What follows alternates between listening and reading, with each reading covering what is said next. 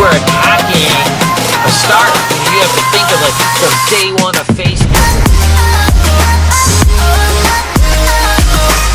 You're always going to try out new ideas. You gotta just stick to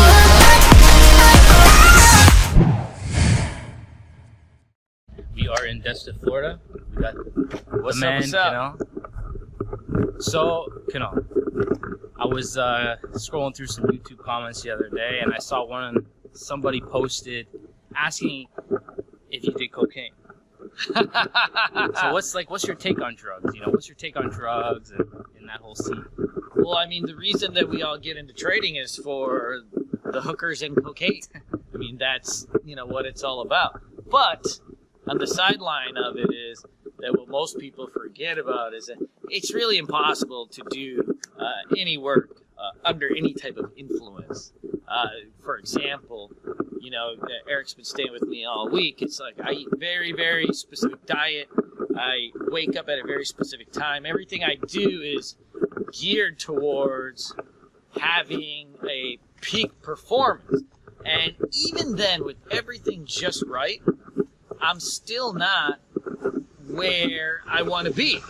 I have trainers and nutritionists and people cooking for my food and all of this stuff to get me into the right spot. And even then, it doesn't mean like I'm like just some Superman. So my take on the drugs is, I'm sure it's all fun, but if you're trying to get to peak performance levels and you're not there, I can't see how it helps you.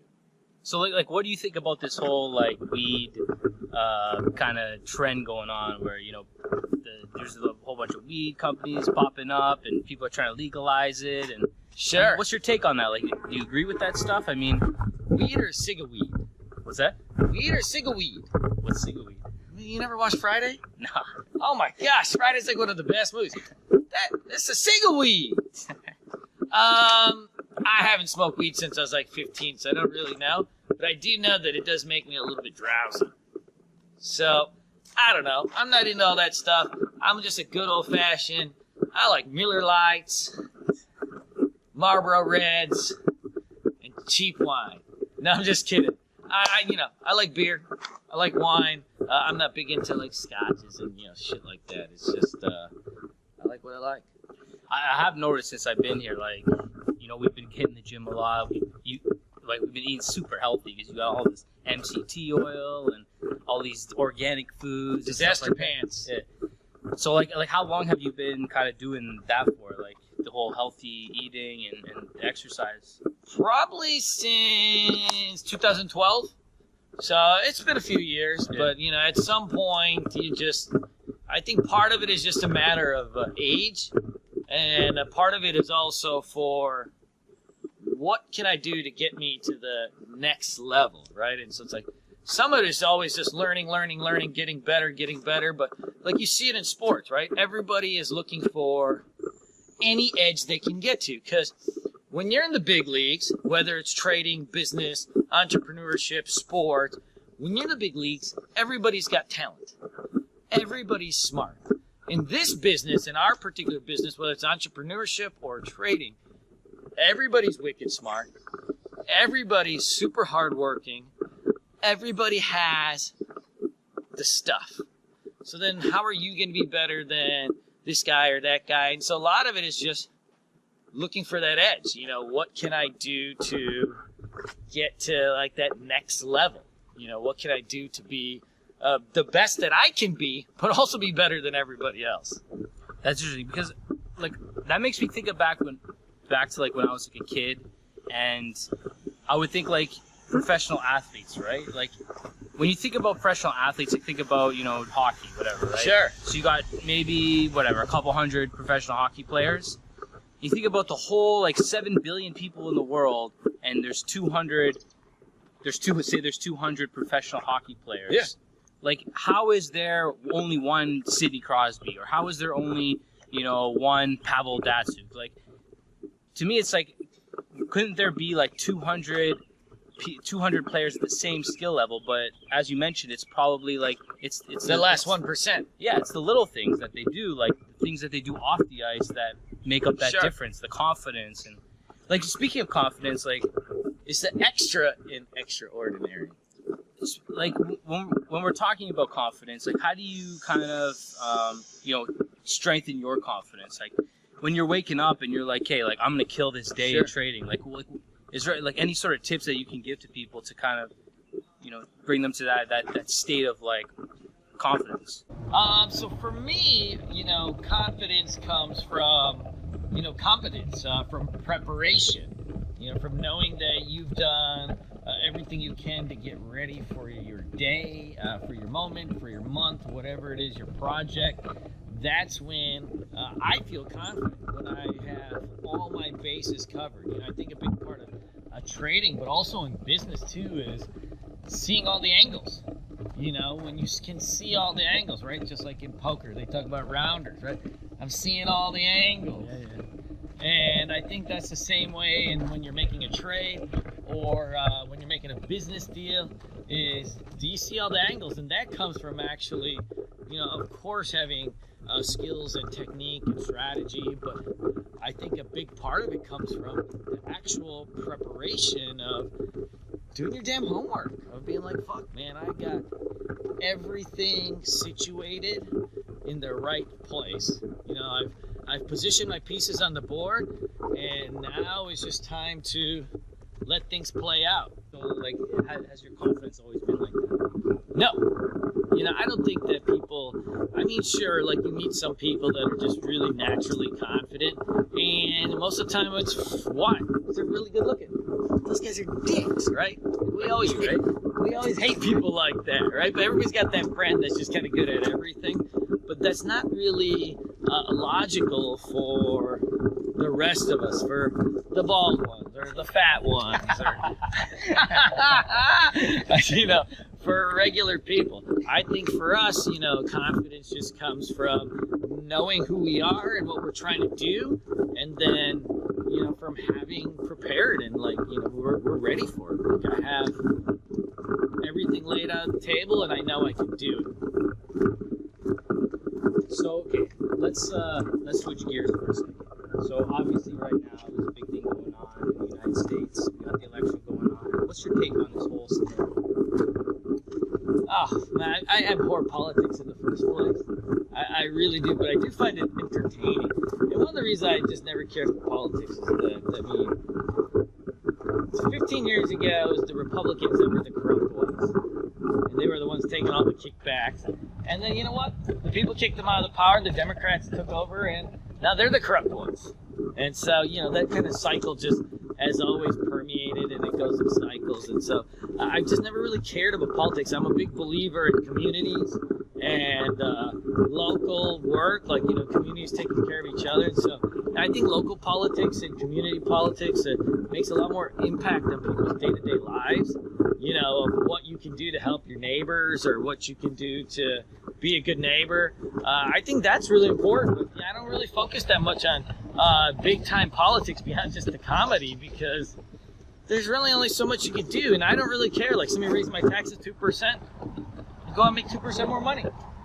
That's just the price you pay to live in the best country in the history of the earth. How important do you think it is to be part of a community that's on the same mission as you? I think that's important, right? Having like-minded people that have the same goals, same values, that can kind of push people to a certain edge, because now you have people that have a common interest, which are sharing resources and minds. We talk about in trading all the time, when you're looking at a list of stocks, 10 eyes on that list is better than 2 eyes, right? You catch things quicker, you have more resources towards it because you're still looking at the same stuff. And community is very similar to that, in that you have a common goal, but now you're combining resources and manpower and brain power towards that goal. And what you'll find is that you can accomplish things a lot faster when you're working together as a team. Teamwork is one of the kind of last areas of, that can be exploited. We've exploited technology and this and that in terms of, getting things to the next level or building businesses. But teamwork is that kind of that thing that can really tie it all together. So I think building communities can be really powerful because it's like having a big team. Right? It's a super team. Okay, so like, I mean, obviously sometimes you can be part of a team community and there may be one or two people who are kind of dragging the other thing down. Do you believe in the philosophy that, you know, you're only as strong as your weakest link? Not really. And, you know, the reason is that even your weakest links have certain strengths. So I think, like for us, like at our company, you know, we don't have a weakest link. We have people that are weak at certain things. You know, I don't have weak people on my team. If you're a weak link, you're out, right? You know, we don't have that type of thing. But we have some people that are weak at math, some people that are weak at English, or, you know, so on and so forth. And so I think a big part of teamwork is putting people in positions to utilize their strength and accentuate their strengths. First, you know, focusing on what they're weak at and then saying that's going to hold back our whole team because everybody's good at something, you know, and everybody at some point will find they have an elite talent or skill set at something. And so, like, as a leader or even as a trader, you know, your job is to identify those particular points and then put people in a position to succeed. Versus saying, hey, this guy's more stupid than everybody, he's our weak link, and therefore our team of smart, hard-working, good people all suck. Like, I mean, that to me just doesn't seem like anything. And you see it even in sports, right? You know, especially today with analytics and stuff, you know, some guys are unathletic, but they're good shooters, so they put them in certain spots on the team, right? And some guys are super athletic, but they can't shoot or they can't do this, they can pass. And you start positioning people around the court according to skill sets. Okay, so, you know, if we're touching on, you know, traders or, you know, maybe people who want to be entrepreneurs or Sure. whatever the case may be, I mean, how can we, you know, find our strengths? You know, maybe we're not. I mean, a lot of people, they're just kind of like trying everything. You know, they're not too sure. Where to kind of focus their attention on, or where their strengths are. Like, how can we find our strengths? You know, that's always going to be the catch-22 because you got to try a lot of things to figure out what you're good at. But sometimes some people are so focused in on like, okay, I need to get good at this, I need to get good at this, I need to get good at this, and they don't do anything else. And that's when you can really kind of screw up because you just don't have the world experience, I guess, or business experience to be like, you know, I'm really good at this stuff. You know, I've only tried this. You know, I think that's really important. I mean, that happened to me when I started our company. You know, I grew up as a trader. I've been a trader, you know, my whole adult life. I built Bulls on Wall Street. I have this team of people. I'm hiring people like crazy, doing all the stuff I need to do, marketing. I didn't know anything about this stuff, right? I've been so focused on trading that essentially I was an awful businessman. And so, you know, I had to really spend time learning about how to do these other things because, you know, I just spent so much time doing one specific thing. Okay, so how did you learn? How did you learn to grow an online business? So one of the things I always do, beyond just research, I mean, the easiest thing to do is, right, just get on Google and start learning. I mean, that's like a free way to just do stuff. But beyond that is really networking and using your networks and leveraging them to meet people that are good at what you need.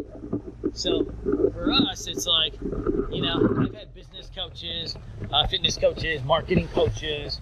I've taken classes online, in person, anything from Tony Robbins and Gary Vaynerchuk to very, very specific business coaches about different things.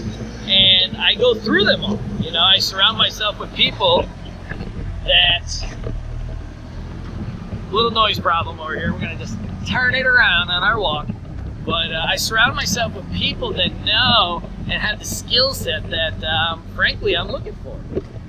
Okay, so like, what's your view on, say, you know, someone learning something, you know, paying for knowledge? Hey, you could have ran over his foot. Videoing. We're just messing with it. but it still is kind of funny. He was pretty close to my foot.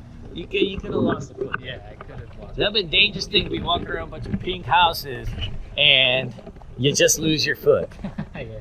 You didn't just show up from Canada to come to America for the first time To lose my foot in front of a pink house. to lose your foot while taking a multiple dual man selfies. Where were we before this guy almost chopped off your pinky toe?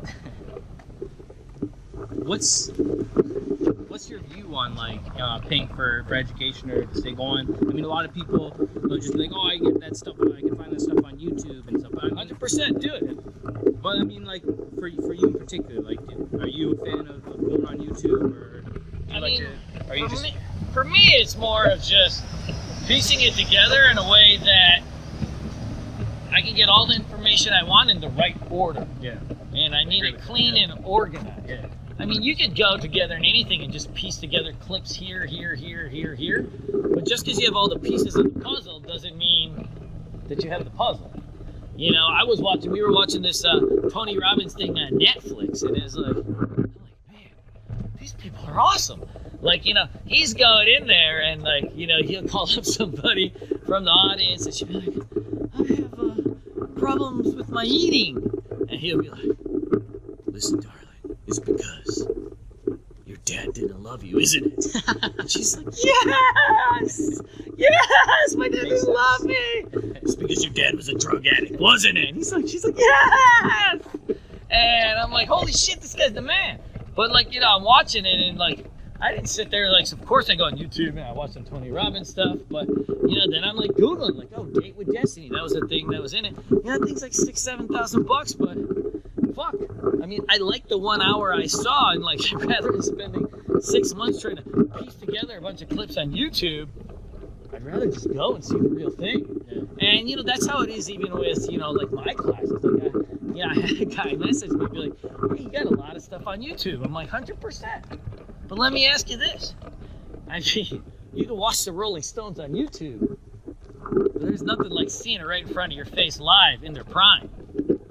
I think too, like for me, I'm a big believer in energy, and I think when you put money into something, when you invest into something, you're putting energy into it, and I think, you know, that it's going to circulate back to you, you know, provided that you do the work. So I think, like for me, I like to buy knowledge as well when it makes sense. And 100% time, you know, I do it all the time. Like I go in Udemy, U-D-E-M-Y. I buy classes on there all the time. Some of them are garbage. Yeah. Like you look at them, and, yeah. But you look at it and you're like, oh, I want to learn body language. I want to learn how to identify body language. Yeah. Like, you know, it could be anything.